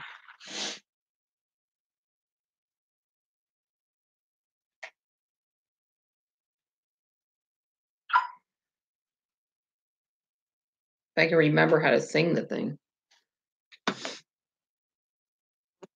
See if I can figure out how to do this. It's been so long since I've sung these songs. They're like old.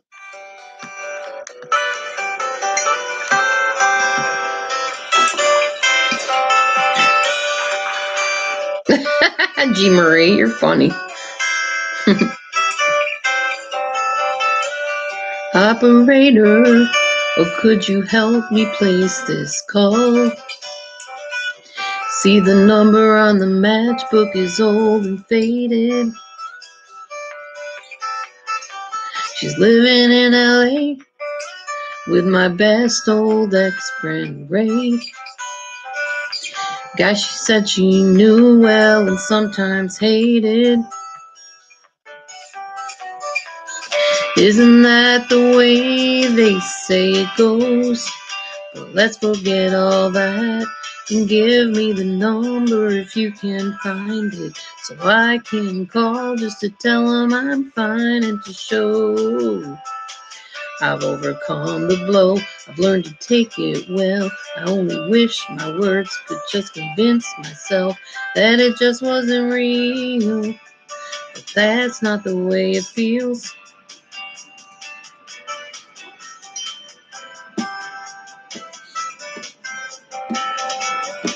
Operator, oh, could you help me place this call?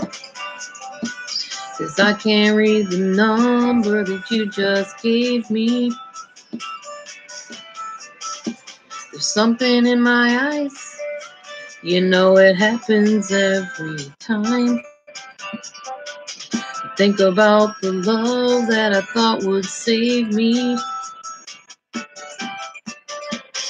Isn't that the way they say it goes? But let's forget all that.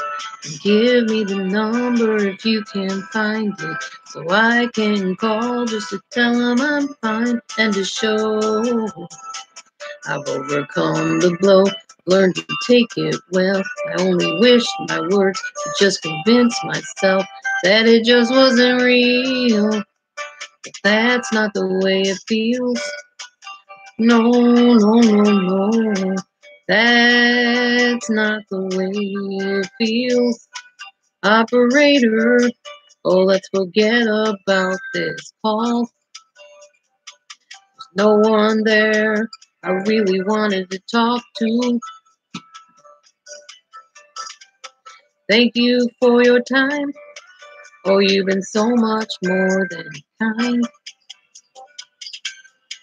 You can keep the dime.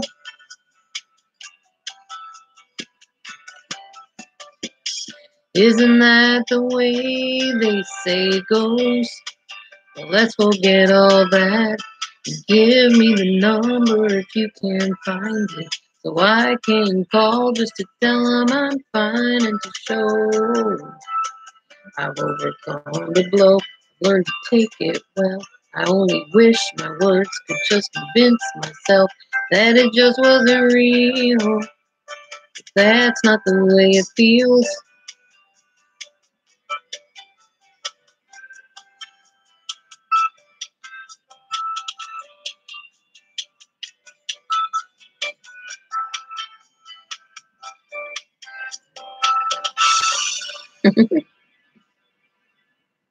Gotta love Croce. Okay, by request, the prayer. Let me get it up for you here.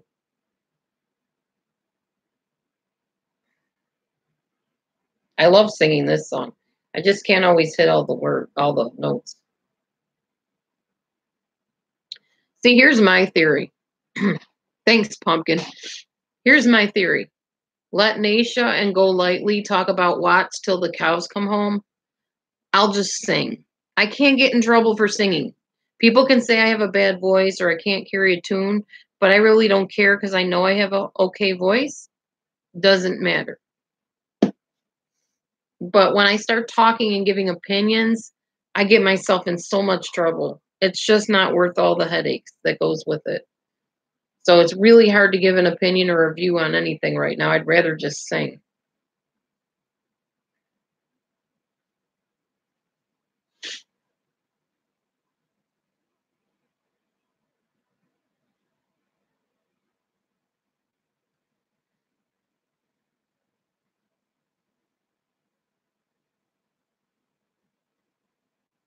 I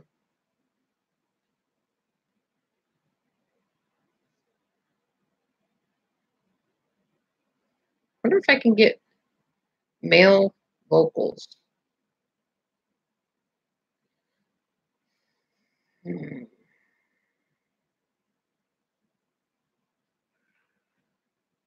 Okay, here we go. Thank you, Reba. I'm hoping you can hear the music because I can't tell how it sounds on your end.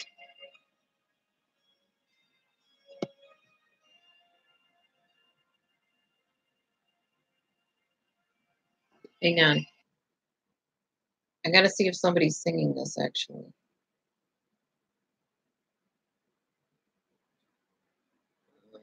No, that's not gonna work. Hold on a second, guys. No, that's not gonna give me that. I need to have the guy singing.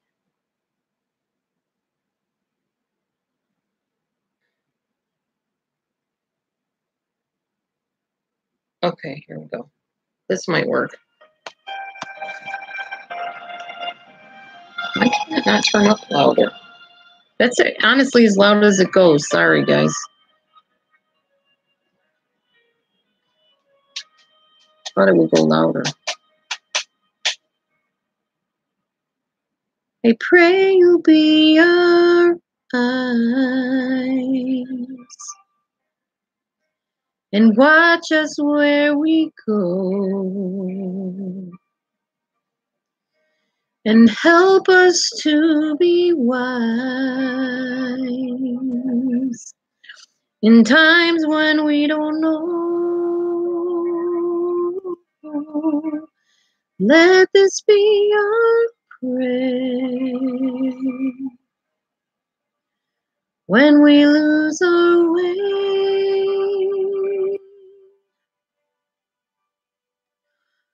Lead us to a place. I can't hit that note, guys. Guide us with your grace to a place where we'll be safe.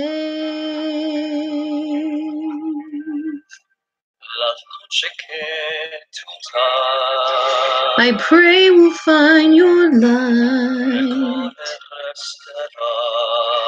and hold it in our hearts. When stars go out each night,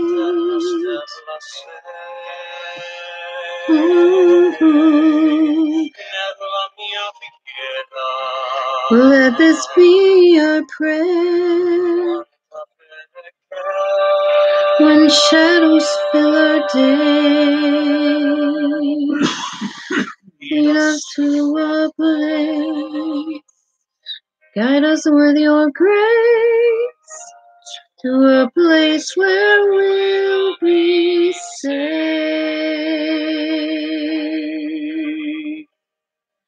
Mundo senza più violenza, confronti, giustizia e speranza.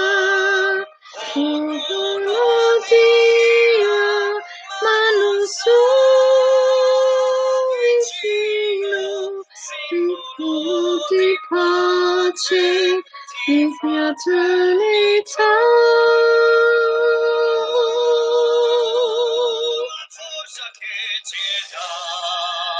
We ask that life be kind and watch us from above. Hope each soul will find another soul to love. Let this be our prayer. Let this be our prayer. Just like every child needs to find a place. Guide us with your grace, and the place will be safe.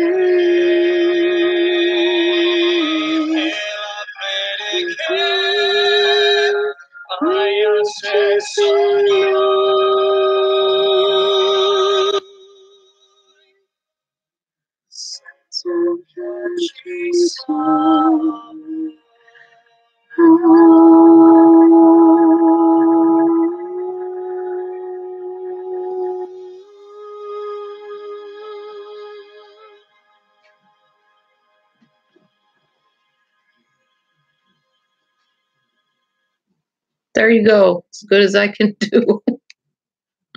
Oh, you're welcome, Pumpkin. No problem.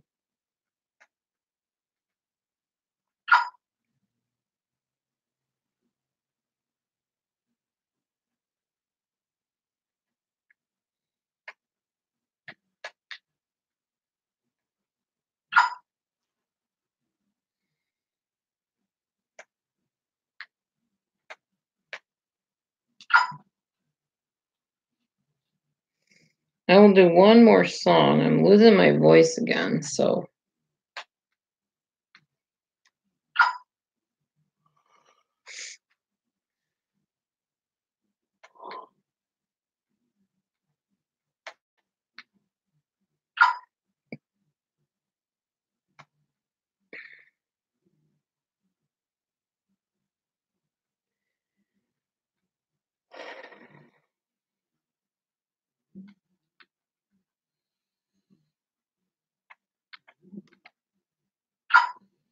Is that the cat snoring? Wow, he's really loud. I don't understand why this is so quiet. Can't even hear it. I close my eyes and I can see the world that's waiting up for me, that I call my own. Through the dark, through the door, through where no one's been before, but it feels like home. They can say it all sounds crazy.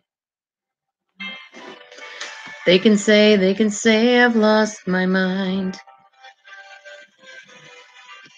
I don't care, so call me crazy. We can live in a world that we design. 'Cause every night I lie in bed, the brightest colors fill my head. A million dreams are keeping me awake.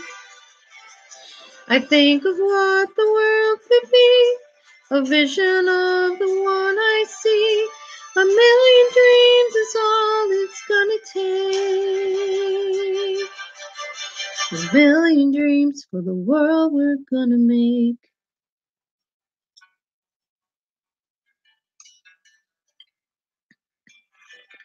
There's a house we can build. Every room inside is filled with things from far away.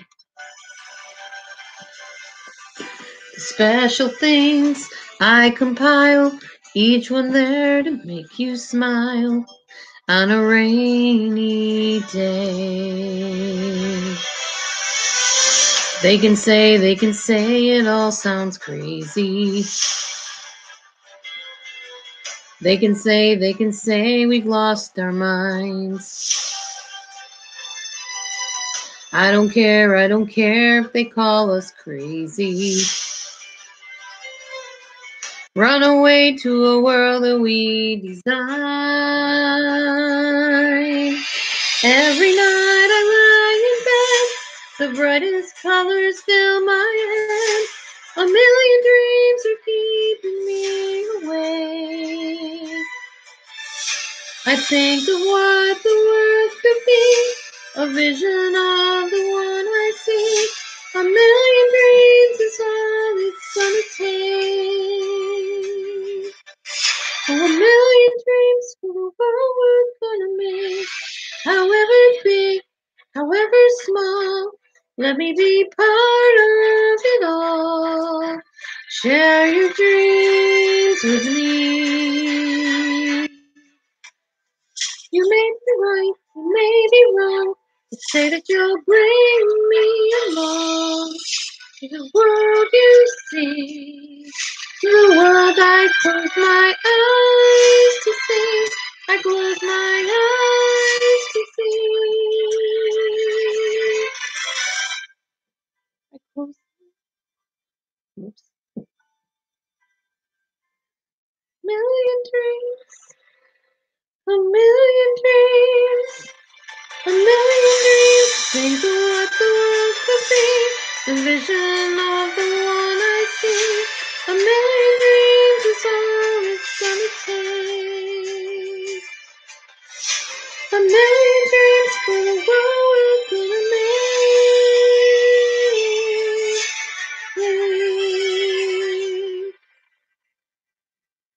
For the world we're gonna make.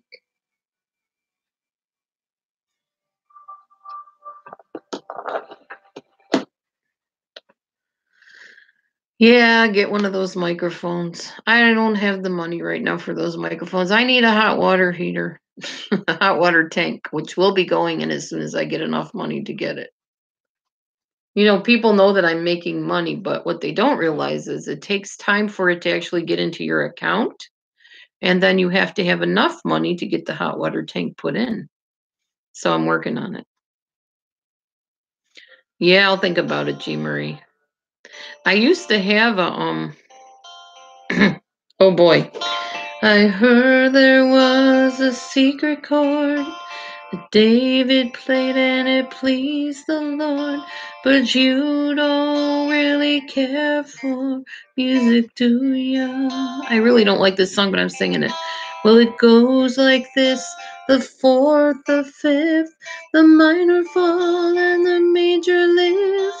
The baffled king composing, hallelujah, hallelujah. Hallelujah, hallelujah, hallelujah.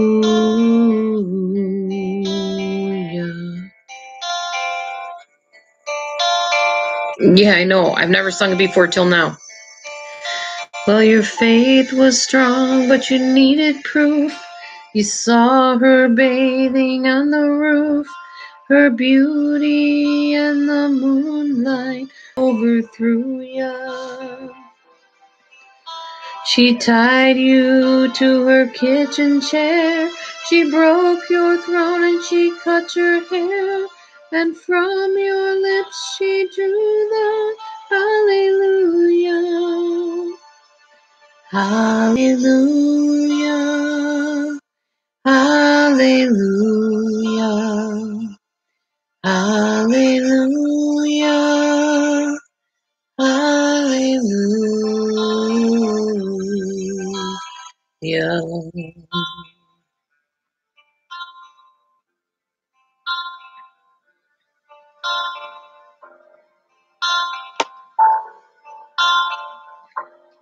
It's actually an easy song to sing so far. Well, maybe there's a God above, but all I've ever learned from love was how to shoot somebody who outdrew you.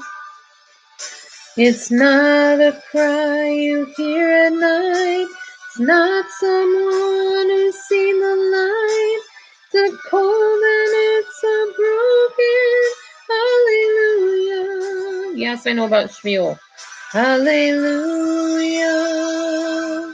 Hallelujah. Hallelujah. Hallelujah.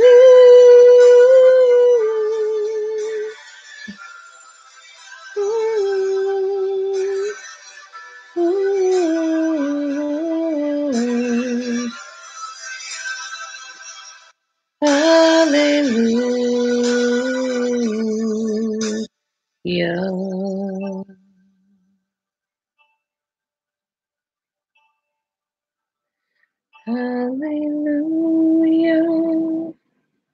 Hallelujah. Hallelujah. Hallelujah. Hallelujah.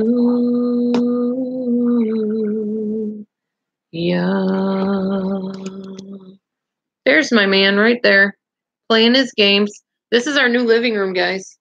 There is my TV. He's in my easy chair that he bought me. I am in kind of a desk chair type dealio here. I don't know if you could see it. Kinda. Yeah. We got our little setup going on here, trying to better our house a little bit. But yes, I have heard of Shmuel. I've used Shmuel. It doesn't work on most of our electronic equipment. It freezes a lot. It doesn't let me onto it, or I simply would be using Shmuel. Reba says, "Hey, DD hubby." What? Reba said, "Hey, DD hubby." He says hi. He's kind of tired. He had a rough day today. Took a lot of buses to a lot of places. It was just a tiring day all around. I'm glad it's over.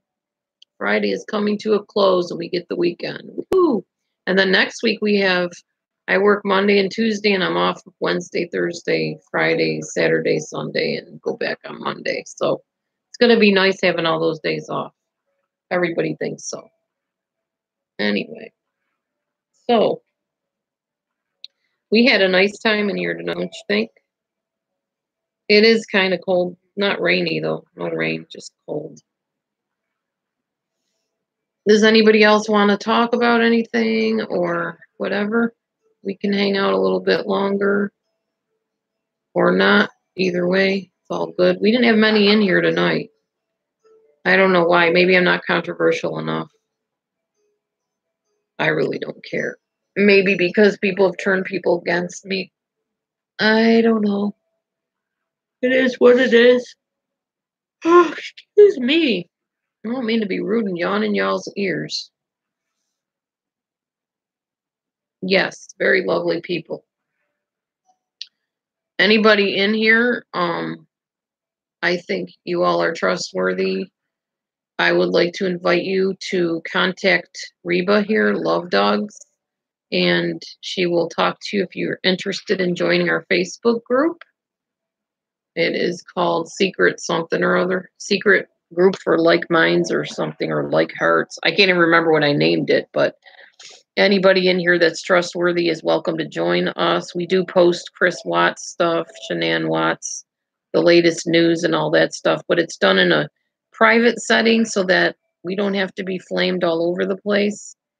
And Reba's a pretty good judge of character of people, and she watches people, so we know who's safe and who's not.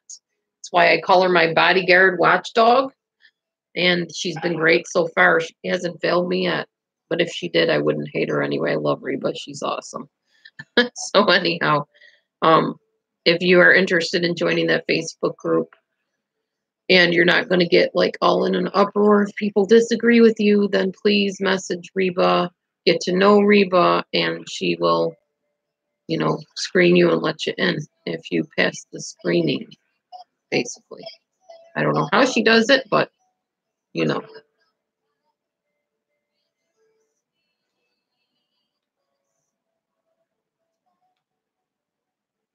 Things are playing on their own here.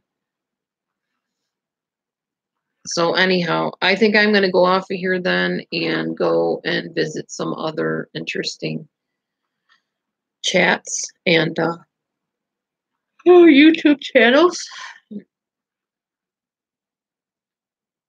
Yeah, you can have your own opinion as long as there's no craziness going on like I've seen on channels and live shows here, throwing people under the bus and, you know, all that stuff. You can have a differing opinion to me. I really am not threatened by that. But when you start attacking me personally, I have a little bit of an issue with that because I don't try to attack people personally. I'm not all that great at it. Sometimes I fail, but yeah. Right, Reba. No hardcore threats and no threats. Cover the bases. No threats at all. Which I've gotten a few, not really threats, but not very nice comments on my channel lately.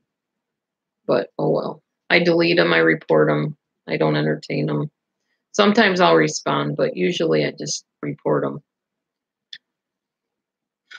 So anyhow, y'all, I have been having a good night tonight. I really appreciate you coming in, talking and listening to me sing and offering requests and stuff. So I'm going to close out now and go do something else. Love y'all, and we will see you next time on the live chat. Have a good night. Bye.